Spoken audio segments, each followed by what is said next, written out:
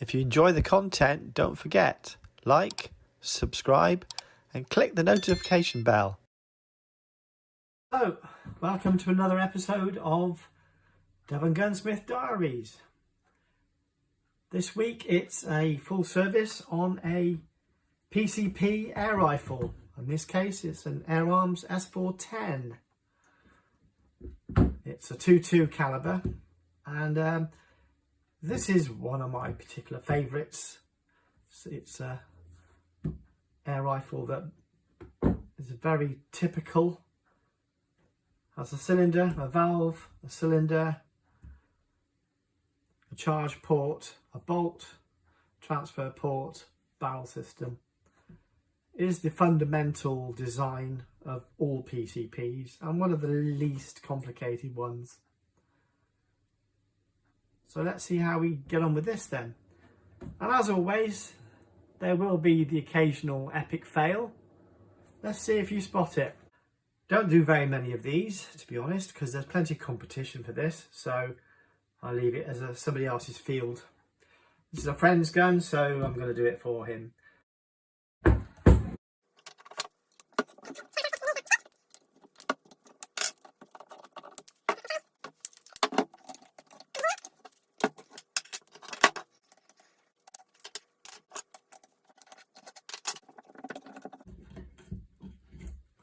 Start off with a simple PCP air rifle. Cylinder where the compressed air is held. There's always a transfer port through there. This is the dosing valve, basically how it measures out the charge of air that goes up through the transfer port. Bolt controlled with a seal. Trigger, hammer, barrel, moderator sometimes, and there you have it. It's that simple. They're all the same. Some come with a multi-change magazine, which gives them the ability to shoot multiple shots sequentially through bolting. You will see, if I can get this in position here, there's a little armature that allows that to index the cylinder of the magazine to change to the next pellet. So that's essentially the same as any PCP. There's variations on a theme. Essentially, hammer hits the valve, releases a dosed amount of compressed air through the transfer port and into the barrel, sending the pellet on its way. So, as is always the case, a seal service is quite often required. Most common places for the seals to fail: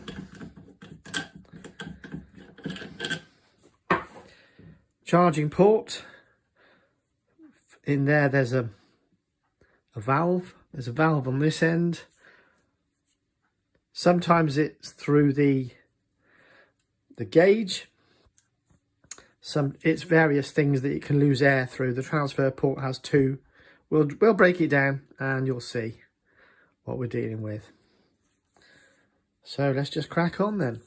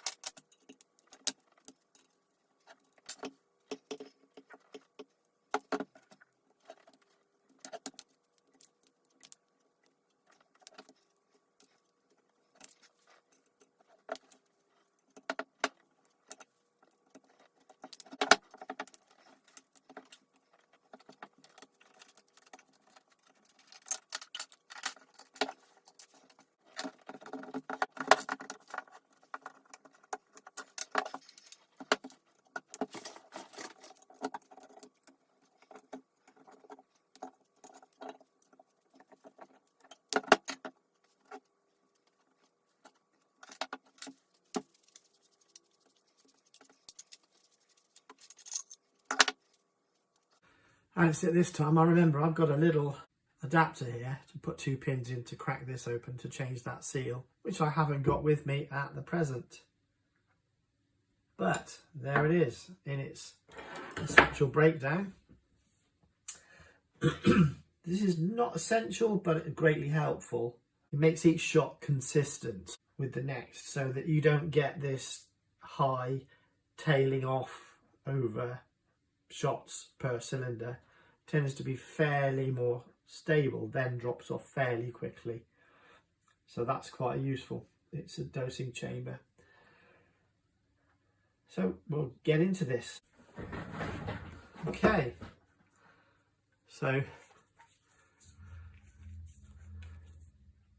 in my workshop I've got some semicircular barrel clams which go in the vise, which allow me to just slacken that off. In doing so, I noticed this was rather loose, so I'll have to pay some attention to that. Just check it's okay.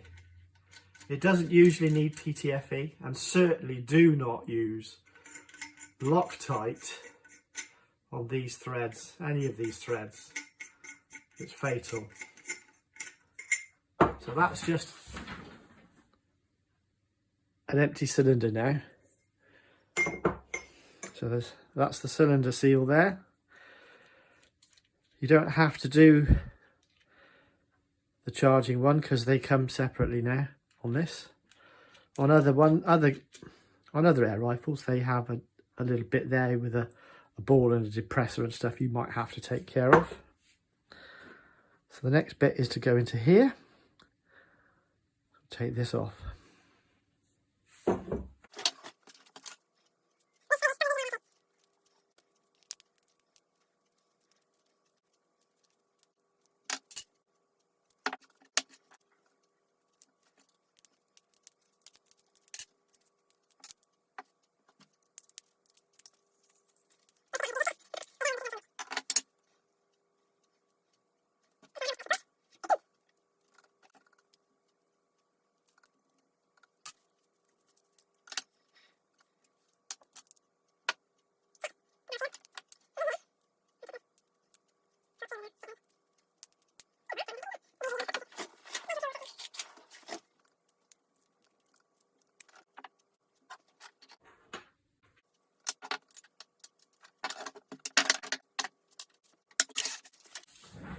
Okay, so air arm seal kit.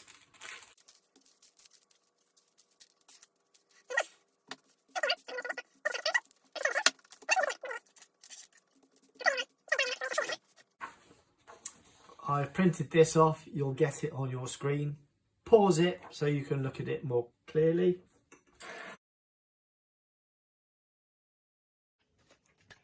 There's an array of seals on here that you won't necessarily need for your model, as this covers S310, S410, S400 and TDR.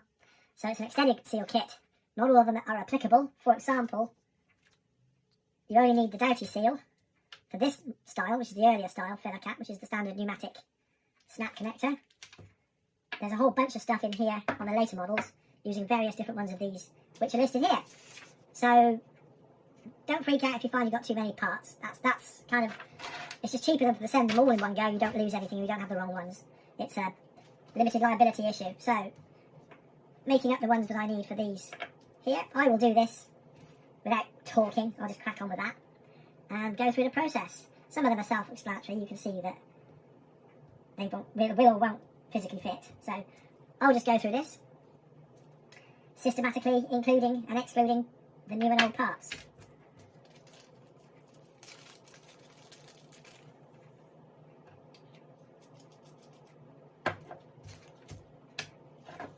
It might be worth pointing out that I use silicone grease to lubricate all these parts, as it's compatible with the seals. Okay, so as I said before, I use silicone grease on pretty much everything.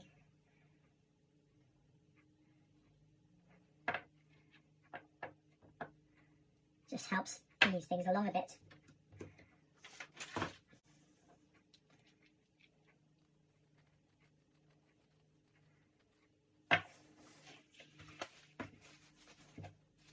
does no harm. Does help. It aids in the sealing processes too.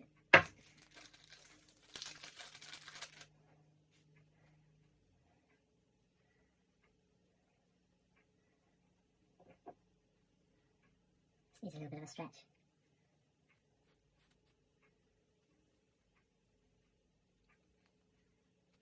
But be careful not to abrade the seal.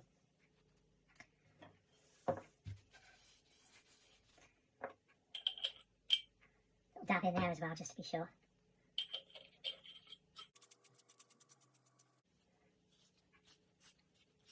That isn't going to seal. No way.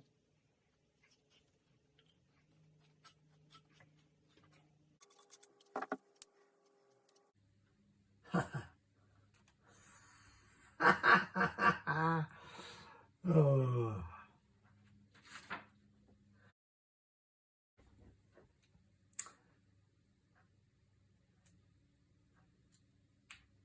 You need to gently pry out these old seals, which are all flattened, and they're not apparent that they're even there.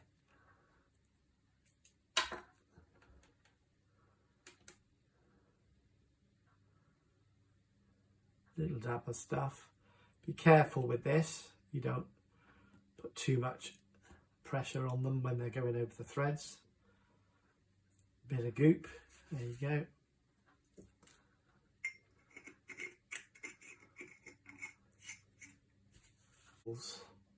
Which are all flattened, and they're not apparent that they're even there.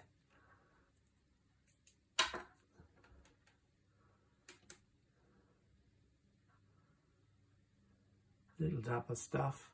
Be careful with this. You don't put too much pressure on them when they're going over the threads. Bit of goop. There you go.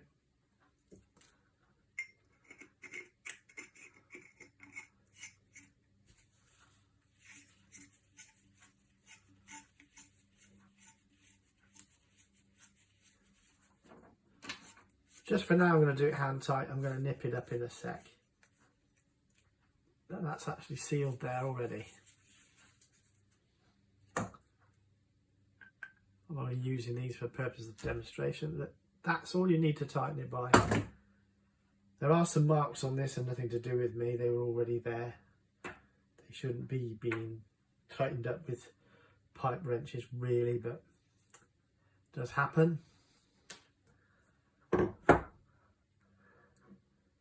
Okay, so I just renew the lubrication on this, a small amount, very light seal, in fact, take some of that off, slide that back in, just aids a gas seal there. I'm going to pop this back in, but I did park the old little grub screw in there, so I'm going to just undo that a tiny bit.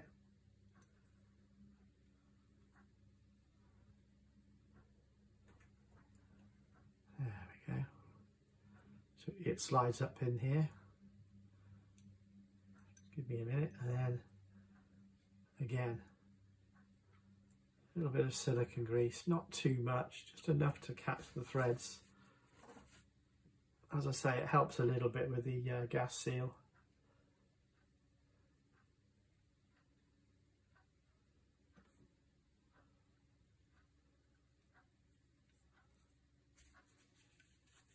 Of course, it's all greasy now, isn't it? Fingers are all greasy. The old little grub screw in there, so I'll just undo that a tiny bit. There we go. So it slides up in here. Give me a minute, and then again a little bit of silicone grease, not too much, just enough to catch the threads. As I say, it helps a little bit with the gas seal.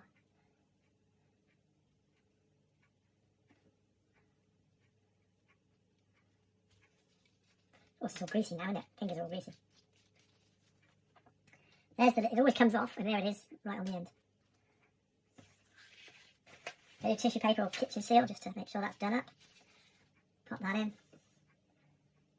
to seal, to stop that moving.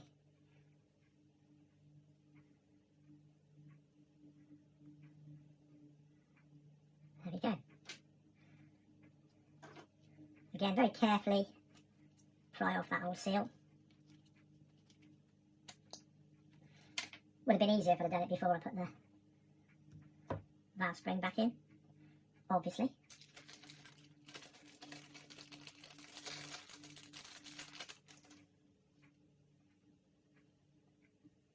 This is the only lube I would use, by the way, personally. Some people put them in dry, I mean, well, you know, no comment.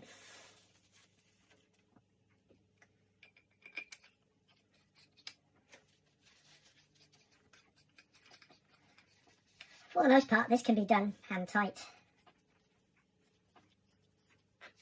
I see Loctite on these a lot of the time, and it means you have to put a lot of heat on them, which is detrimental. Now we want a port valve seal there, on there, and we want the seals top and bottom for these for the gauge. So we're going to just pop these off, remove those.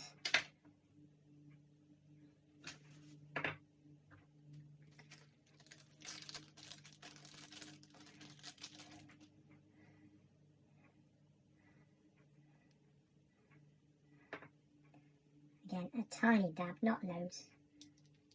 It just greases the threads a little bit, gives it something for the seals to tap onto, and doesn't tear them out. Because there's already marks on this, I don't feel too concerned about using this. Right.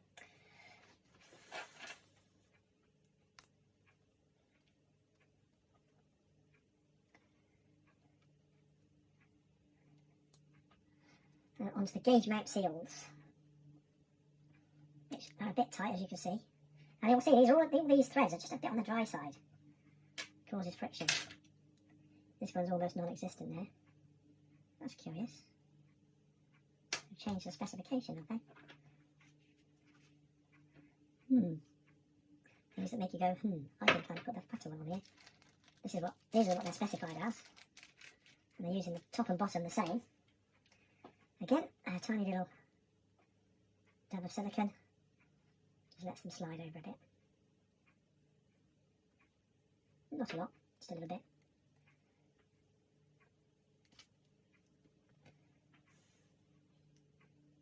Got enough on my finger there. Now lift it, interesting. Interesting. Need a little bit of looking at these. Is that the same? Question mark. So you will go through this, I promise you. Transfer port, that's the one, came off. Just a check-in. What does what? Right, just had to go online and clarify. So note 427 bolt housing seal, that is the transfer port, as I would always call it, seal, there. There's two of them, so it'll be interesting to know where the other one is, where it goes in their eyes. Wondering if it's in behind the brass bolt seal. 427, there it is.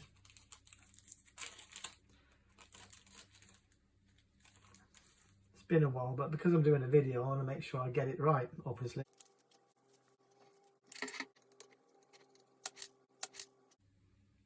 Well, these are always tricky.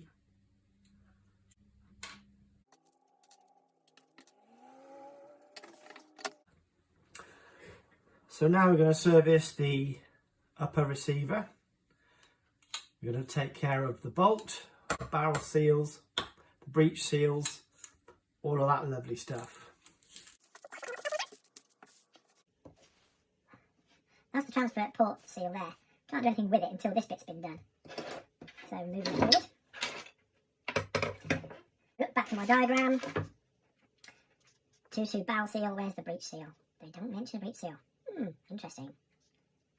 Or they call it a bolt seal or something here. Bolt housing seal perhaps, 427. Bit small. So you play so you can go find again. I'm interpreting what that print off says. So I'm thinking it's S538. They call it a barrel seal. Ah, okay. it's in the breech. I would be thinking it was a breech seal myself. Yeah, same one. Again, tiny dab. This helps to retain them while you're assembling as well. And a little bit of lubrication there doesn't always hurt, doesn't hurt either. As you can see, it sort of sticks to the setup. Now I'm divided on how to assemble this again. I quite often use that method and push the whole lot back.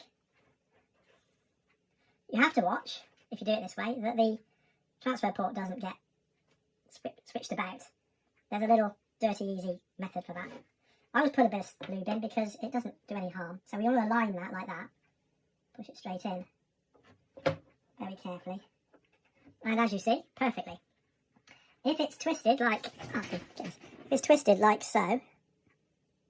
Get a light on it. If it twists, with it glued up with a little bit of silicone, you can move it back. And indeed, the indentation's there too. So quickly pop that back in place. That will partially cinch it up. Sorry about fingers again. And prepare to... there we go. Right, now, you may or may not be able to see this. I'll see if I can improve the focal length there. It's shifted. We'll see. So that is now retaining it, but you don't want it pinched up. So ease that off a little bit. Using a fine round ball Allen key, you can ease it out a bit. Or give it a fiddle, like that, a little wiggle. So just ensure that that's retained, like that. It's the turning it around that does it. It gets all turned around, so using the ball end, you just align those back up again there. If you pass a similar sized Allen key through, don't force it, or a rod or a pin, just make sure that you got the full port open, which we have there. With that small amount of friction there, again checking. On this particular one it's quite loose, so it's trying to move all the time. There it is.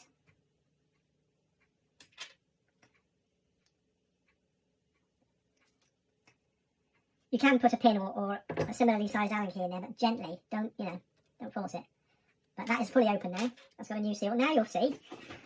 This is another epic fail. That's proud. And when you go to put your magazine in, they quite often foul up and you think, oh crumbs, it doesn't fit anymore. So you have to very gently ease that back a tiny bit. Not too much because they only have an open port. There. Sorry, I'm not showing you properly there. Push that back smooth. Cinch it up. Still aligned. Good. So that's that bit done. I'll have to give this a clean. My friend has lifted a bit dirty, I think. Right, so that's the barrel seal. Now that transfer port will now be available there. But we haven't done anything with the bolt. The bolt looks a bit scratchy and dirty. Needs lubricating. And this is a seal. So this is a seal and full service. Let's get that done. Allen key on the slide. Oh, just a... Silly me. After all that palaver, I forgot to put the barrel retaining grub screw in. Check it's aligned. Cinch that up. Cinch that up. And we might as well pop all this back on as well. Why not? Sorry, fingers again.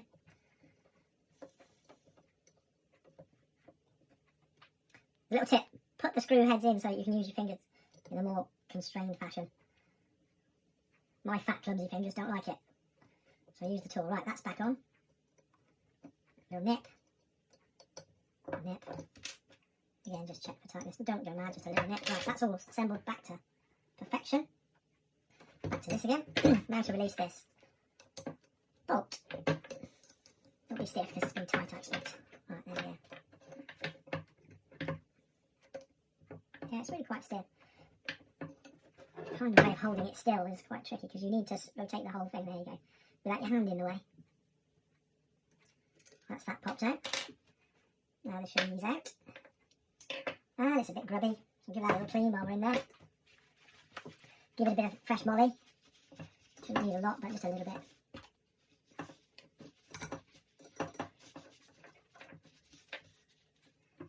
This is a little bit mucky looking.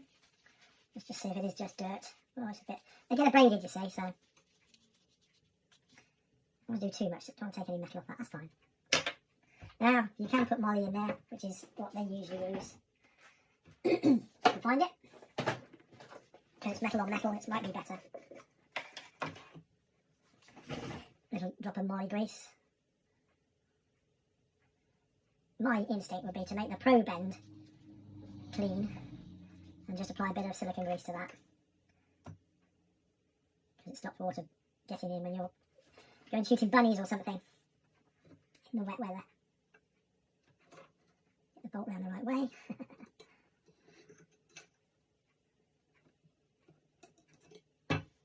Oh my, oh yeah. Loading bolt buffer. There you go. See how easy it is to forget things. This reminds me of when you put a plug on an extension, on a rubber drawer plug or something. Oh, it's sticky. And you forget to do it till the last minute. Right, so loading bolt. 650. Now everything's sticky because I've got grease on everything. Loading bolt buffer. Number 650.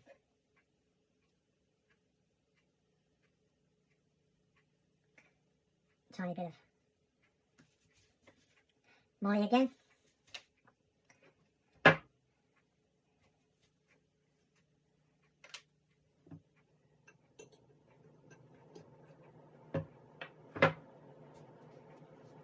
Give that a little clean. Tiny dab of moly on there too, might as well. See how fun it can be. Right. Index that round. Catch a thread. That'll do up nicely now because it was very, very sticky and stiff beforehand. There you go. So when you're actioning it, it's smooth. Yeah. And that probe end has got silicone on it, not moly. So it just makes those seals longer living. Or some such. Right, so we can put the magazine top lever back together again. These are all the same size screws. There's a neck to this. I forget how to do it. I'll move it around. There it is. There you go. So this is the method. You see there's a little slot there. You need to engage that. Again, let's get a little dab of fresh grease in there. These things get exposed to the weather. So you've got to get that little slot over the... There we go, like that. Can't think of what it's called, that's what I was hesitating for, but that's what you need to do, and that's by engaging that slot over there. So that gives you your indexing lever for turning the magazine cylinder round. And indeed you need to engage it there as well. There's a little indentation there with the bolt. So you open the bolt up a little bit. And then you offer that up into that slot. Like so. Just what we're going to do then is align those holes. And you do need to give this a superficial clean with some white spirit or probably meths or something. So I can just try to paint it. Just like it's kind of splash with the paint. But you don't want to remove any of the good stuff that you've just put in there, so assemble those things and just wipe it with a cloth and you should get those marks out. So now you can see the magazine bolt lever pushing up and down. There we go. So that's now refurbished. While I think of it, I'll just give that a little clean. I can find my methylated spirits. I'll just go and walk back. There it is. This is just alcohol, Everclear, whatever.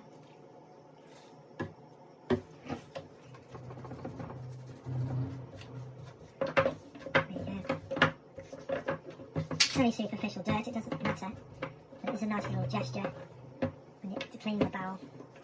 There we go. So that's the upper.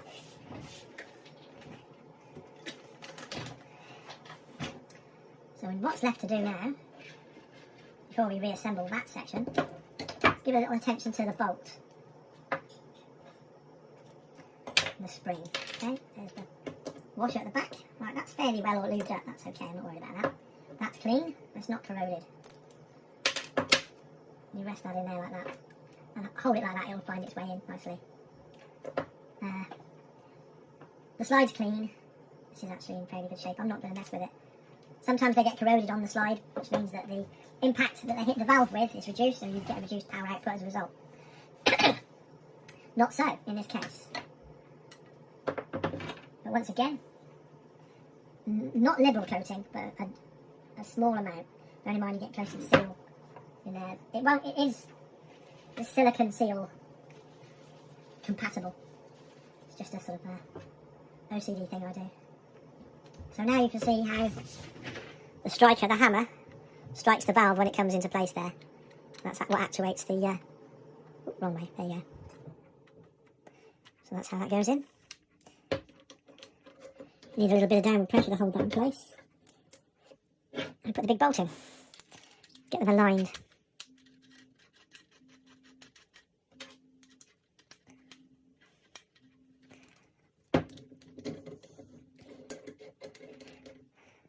Annoyingly, my business phone, I can hear it buzzing away in the background.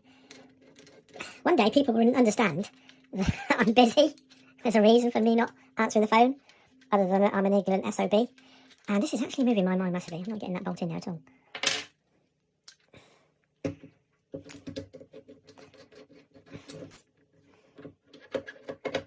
Right, so that's held in place there. Rear bolt in.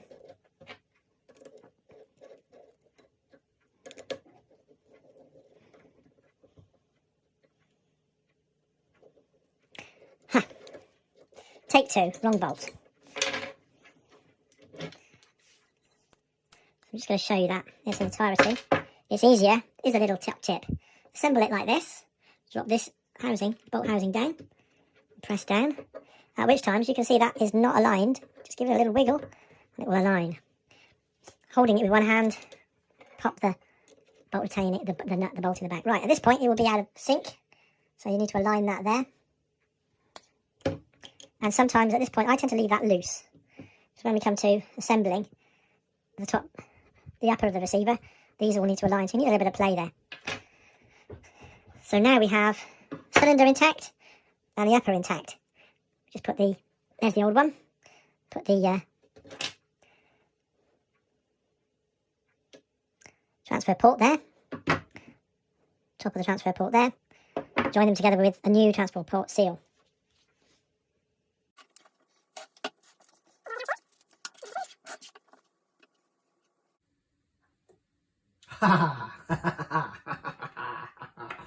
That's funny. Epic fail, guys.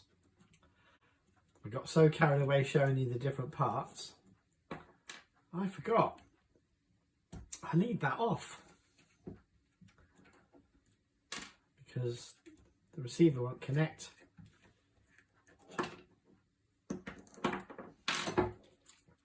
Won't connect. Because there's a screw hidden underneath. Right, so quick test. Just put a screwdriver in there. Oh, okay. And it's failing to latch.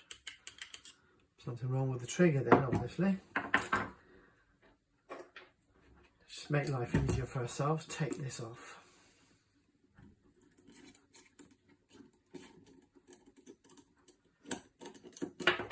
This is not unheard of at this stage.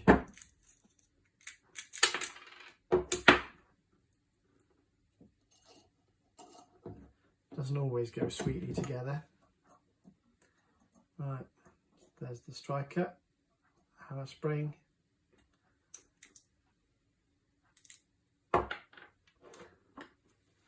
Quickly look in here. I do this because it's easier to handle and not fighting the whole thing. Plus we've just had it all apart, so it shouldn't be that difficult, should it? But I haven't looked in here yet, so let's just see what there is here going on here. Lift the plate off. Right, I can see what it is. A little screwdriver, there we go. So there's a little spring here. They're supposed to keep that set up there. There is supposed to be a spring here as well. And this is a good time to introduce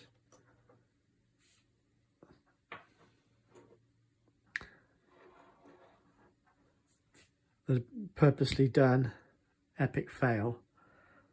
Right at the beginning of the video, you would have noticed I've took off the trigger guard. This is actually something that happens sometimes with gunsmiths, because working on firearms, typically like the CZ22 and the like, you always remove the trigger guard, because the trigger guard bolt goes straight through the top receiver on a rifle. But on air rifles, they're different. Quite often, the whole lot drops out. It's not the first time I've done that, so you get yourself into a pickle. And when you're overtired too, forget simple steps. So, such is life. Adds to the misery and the fun of an epic fail. Right, so there's the little spring, and its job is just to keep that pressed up so that when the trigger is pulled and the sear disengages from the vent, it drops down easily. But as you can see now, it doesn't easily drop down. It's not got that pressure there. So what we're going to do now is just reintroduce that.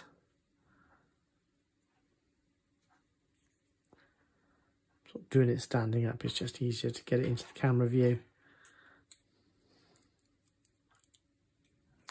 because the camera doesn't always adjust back.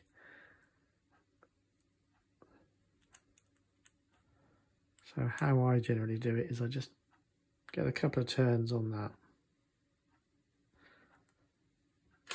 and then using my toothpick, just flick it over into position. See? There. Drop that down. And with the spring from the trigger guard depressing it, it clicks up, that holds up, that falls down, that will allow us to latch. When that falls down, you can push the hammer through, it'll engage on the back part and push it up, like that. So I'll just put that together for you, so you can see that in reality. I'm quite confident because these pins are secure. On some of them, they tend to flop out a bit. You've got to be careful, I must admit. So back to the returning to the locating it on the back. There you go. Once it's through the washer, just a quick matter of retaining that back bolt. So using my screwdriver technique, you will now be able to watch. I've still got it loose. It's purposely done. Right.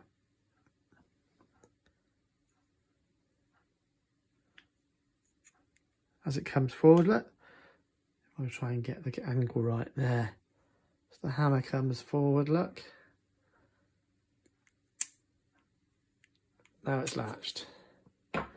We've got no air in it, so I can release it and you see it functioning. There we go. So drop that plate in. It's essential to keeping it.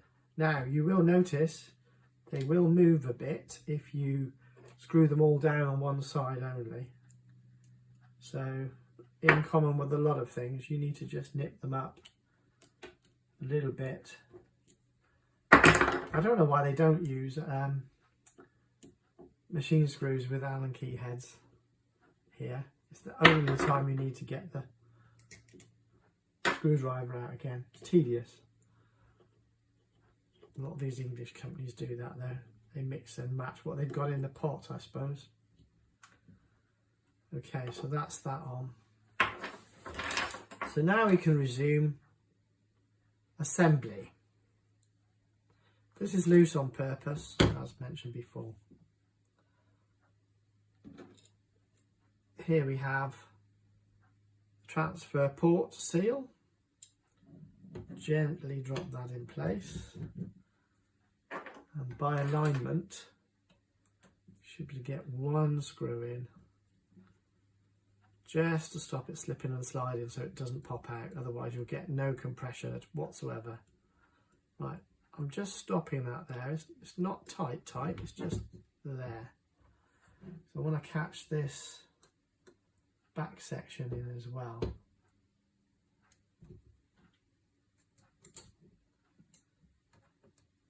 Trying to get the camera view and do the work. Sometimes a bit tricky, but we'll get there in the end.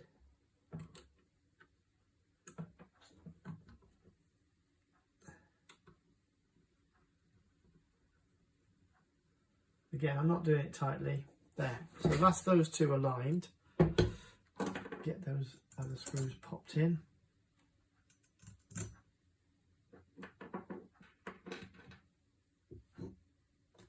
One, two, oh, there it is. Everything's black and you can't always see what you're looking at.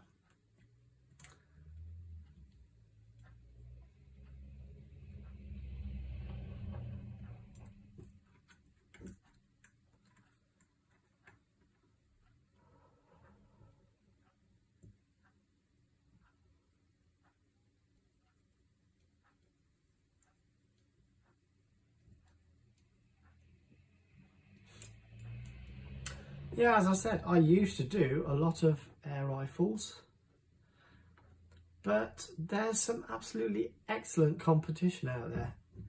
It's just not cost effective for me to do them on a day-to-day basis. As there's some of them, not this one, this is a very straightforward one, which is why once I got it in, I thought, oh, I'll feature that on the video, because it shows all the most basic concepts, and then other manufacturers then decide to make them really super complicated.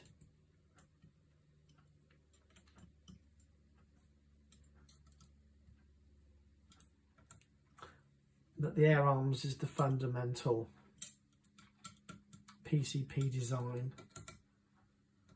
The way this goes on, the QB78 does something very similar, which is a CO2 Chinese made item. Pull the bolt back. Get that in there. Doggy's barking. I wonder what's going on there. Nearly always I'm doing a video, a customer comes. Don't know why. It's kind of Murphy's Law, I guess. Right, so all works. Barrel support back on. There is a little washer in there. I just don't see the point in changing it because it's not part of the compression components. Just put a little bit of silicone on there, slide it on. It's a tight fit, slipping in there.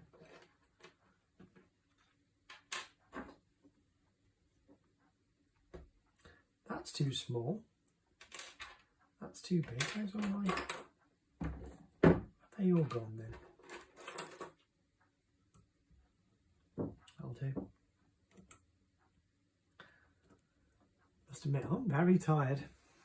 But it's awesome. 3-phase off-grid power. Very happy. Just another step forward from post-lockdown moving. Very happy with it though. Right.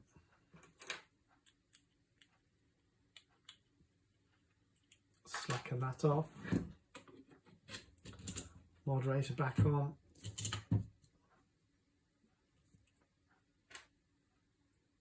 In fact, it just about fits, but let's get the air into it at this point. This could be fun because I'm not familiar with this cylinder. It's the customer's cylinder. Right, Not even sure there's any air in it. That's be a bit. Right, that's loaded. Looks a bit tired. Let's just see what we get anyway. Anyway, close down the cylinder, air on.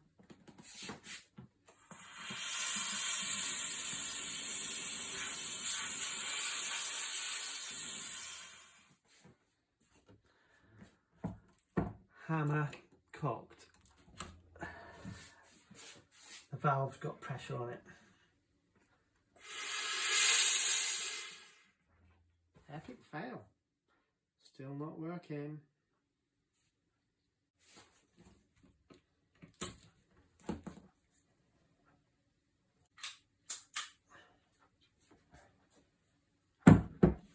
Okay, it's cocked.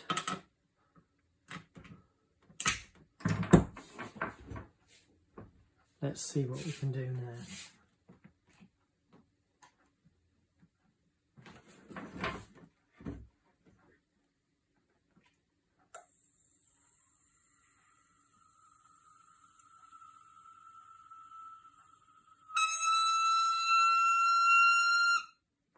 Nice.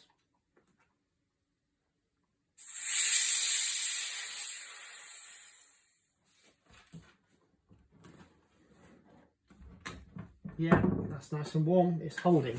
Excellent.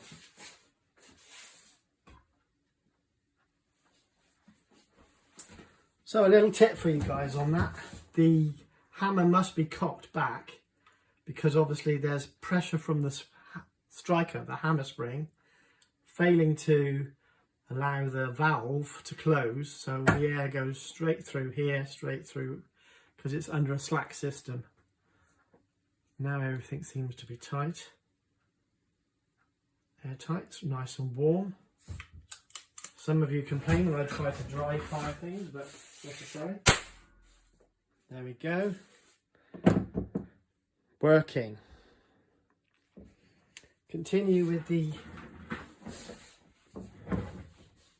I've not got the valve showing much going on. That's curious. Need to look into that. I wonder if that nut was not a pass-through nut that somebody's installed latterly.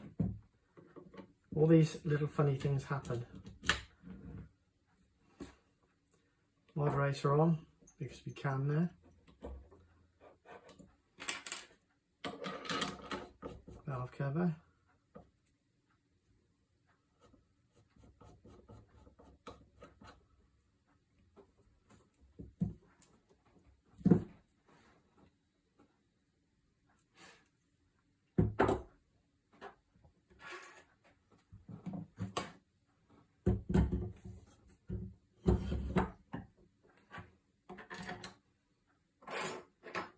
So remember, only one bolt needed. Makes me smile, that does. There we have it.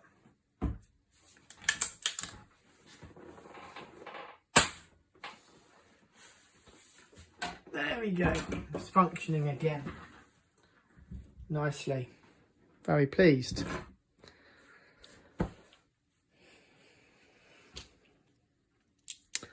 I won't index this because it's got some rounds in it. I've got to crony it anyway, so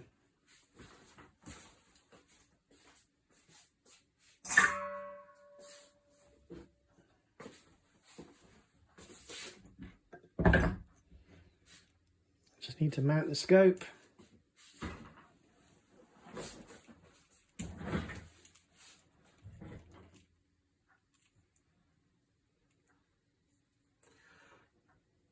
Ideally that needs to be, that's the stop. So when you pop the scope on, it comes to a rest at the stop, preventing any recoil judder. Oh, Mario. Oh, there it is, there it is. Gets shoved to one side, doesn't it? Now, in theory, The zero on this scope shouldn't be greatly changed. Doesn't mean that it will be. But once you've disturbed the scope, it's always worth running it through zero again.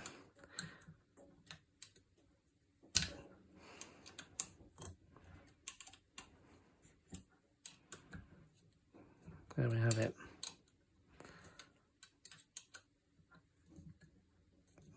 Just a bit tighter.